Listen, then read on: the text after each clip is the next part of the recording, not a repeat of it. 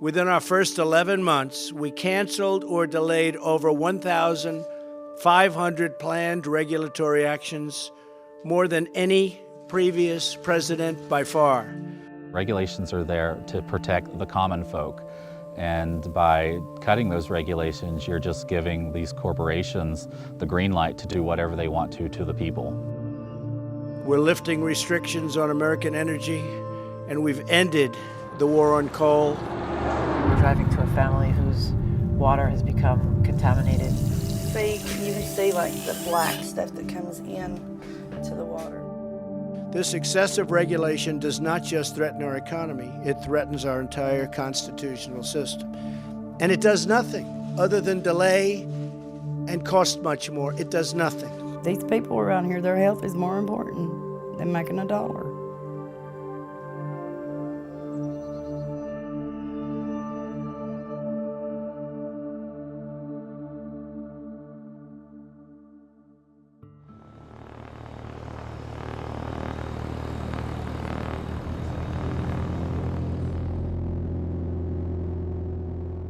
For decades, coal companies have been blasting off mountaintops in Appalachia to excavate coal buried hundreds of feet deep. I mean, look at the scale of that thing. Yeah, that's a big mine. Most people that live around here they don't have a good idea of the scale, really.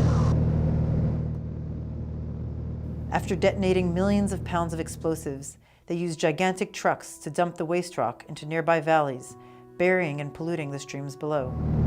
The mining, opens up new cracks in the rock, and it all increases contaminant loads of groundwater and surface water.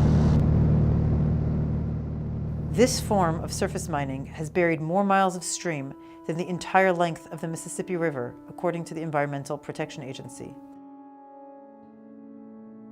There are neighborhoods right below these massive mines, and many of the people who live there rely on private wells for their water.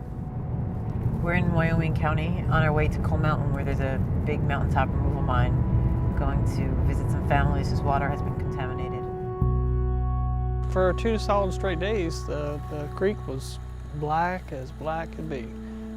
Jason lives with his mother, Sherry, at the base of Coal Mountain in West Virginia. They now have to pump water from a creek and buy water for drinking and cooking after their well became unusable. If I had to turn the pump on today, turn the faucet on, it would start out black. This is the well. This is before it even goes through a filtering system. It eats the tank from inside out. Just imagine having white towels and getting out of the shower, and when you wipe off, that's what comes off your skin. Our water was drinkable and clear before all the mining activity started. When you have something that precious, that's so convenient that people take for granted, when you turn the faucet on and it's unusable, it's terrifying. Usually there's black stuff on it, but there's not today. Today we got a clean day. Tests of Jason's well water revealed high levels of iron, manganese, and arsenic. Other families living nearby also found lead. I come from a family of coal miners, people working around and in the mines. And my husband, before he passed, he was a miner.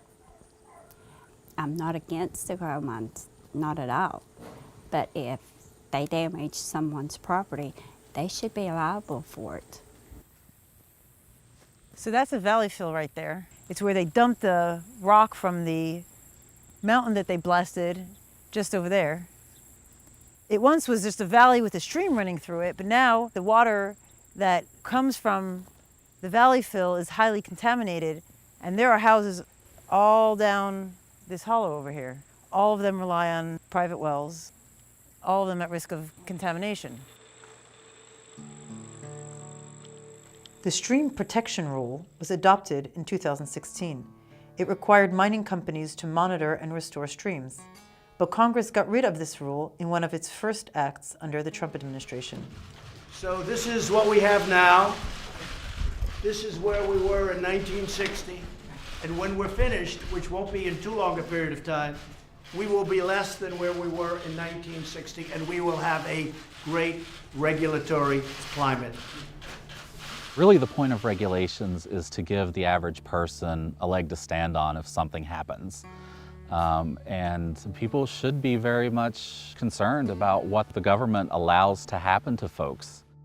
So the areas around these mine sites are not unpopulated areas. This is not some, depopulated backwoods territory. This is where people lived. So right up here we have the graves of my 8th great-grandfather and 8th great-grandmother. I grew up very much pro-coal. I've had coal miners on both sides of my family. I really believed a lot of the rhetoric that came from the industry about how good coal was for West Virginia, but it's, they put us in the position to where we have to either choose our health or a paycheck when it shouldn't really be an either-or decision. And now, this peaceful resting place of my ancestors was completely surrounded by mountaintop removal coal mining. So there was a mountain over there? There was a mountain over there. The whole area was once, completely surrounded. You couldn't see out past the cemetery for the trees. And now that's all gone. Across Appalachia, 500 mountains have already been leveled or severely impacted by surface mining, according to an activist group, Appalachian Voices. There are strong data out there that show that there are health impacts. These health impacts sometimes can take decades before they even show up, and by then the coal is already mined out and the company is gone, and you can't pinpoint, what was the cause of your illness. Over a dozen studies published by public health researchers have shown much higher rates of disease and death in counties with mountaintop removal compared to counties with other types of mining or no mining at all. A lot of these homes have high levels of hydrogen sulfide gas in them, and so you cannot bathe in it, which is a good idea. You cannot drink it, but every time you flush a toilet, you're releasing that gas. Every time you run water, you're releasing that gas. And a hot shower releases tons of that gas. They're still being exposed. They can lessen that exposure, but they can't eliminate it. Dr. Scott Simonton has been studying the health risks of environmental pollution for decades. Until you have an understanding of what the health costs are, how can you even have a discussion on whether coal mining is good or bad if we don't know what it's doing to our communities? We would have been really able to make some recommendations about the potential health effects of surface coal mining operations that could have been used by states, by communities, by individuals to make decisions to improve their health. Dr. Paul Locke was one of the experts tasked by the National Academy of Sciences to review hundreds of existing studies on the health impacts of surface mining in Central Appalachia. We had epidemiologists, we had toxicologists, we had a lawyer scientist, me. We had a geologist. We had somebody whose specialty was studying how things blow up because a lot of explosives are used in coal mining. All in all, there are probably about 300 to 500 studies. So our job as a committee was to sort those studies, separate the good studies from the bad studies, the wheat from the chaff, and then based on the good studies to come to some conclusions about the potential health effects of surface coal mining in Central Appalachia. Under the Trump administration, the Interior Department stopped the study even though it was already half completed. We were at a critical juncture as a committee.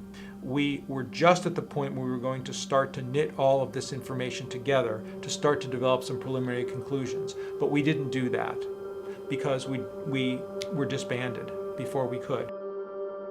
When you look at the science and when you allow science and evidence to be your guide, you can make good decisions. The case of mountaintop removal highlights the dangers of letting industry interests, rather than science, lead regulatory policy. There's a real risk of politicizing science. And my concern is not only that science is politicized now, it's that science will be politicized for the future.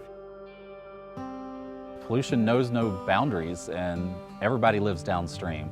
So if they can do this here and poison people downstream here, they can do it anywhere, whether it's the coal industry or another type of industry.